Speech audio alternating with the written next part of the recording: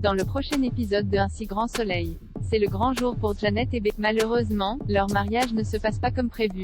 Attention, les paragraphes qui suivent contiennent des spoilers sur l'épisode d'Un si grand soleil diffusé demain soir sur France 2.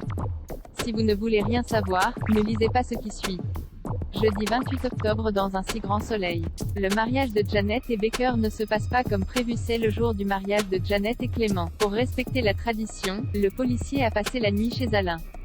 Dans la matinée, il reçoit un appel de son ex-femme qui tient à lui souhaiter ses meilleurs vœux pour la noce.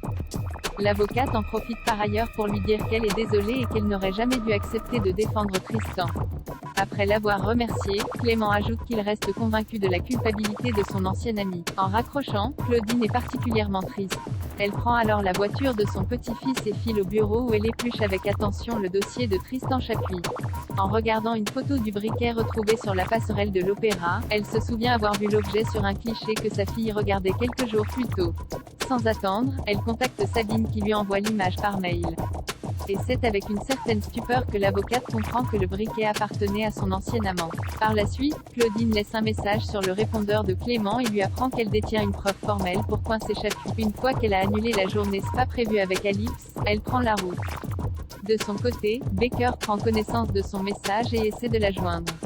En vain. Quand Alain vient le chercher pour la cérémonie, Clément s'en va précipitamment en prétextant une urgence au travail. Non loin de là, les invités arrivent pour la cérémonie. Clément étant en retard, le docteur Lewis contacte Alain qui l'informe qu'il a eu une urgence professionnelle.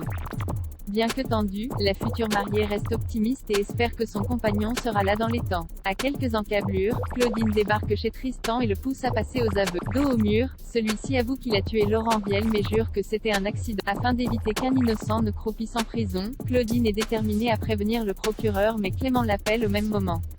Tandis qu'elle s'apprête à répondre, Tristan s'empare d'une statuette et l'assomme. En parallèle, le mariage aurait dû débuter il y a un quart d'heure et la mère est malheureusement dans l'obligation d'annuler la noce. À regret, Janet annonce à l'assemblée qu'il n'y aura pas de célébration aujourd'hui. De son côté, Tristan met Claudine dans le coffre de sa voiture lorsque Clément, qui est à la recherche de son ex-femme, sonne à sa porte. Le directeur de l'opéra menace alors d'appeler le procureur et lui conseille de déguerpir sur le champ. En quittant les lieux, Becker reconnaît la voiture d'Enzo et rebrousse donc chemin avant de sommer Tristan de sortir de son véhicule.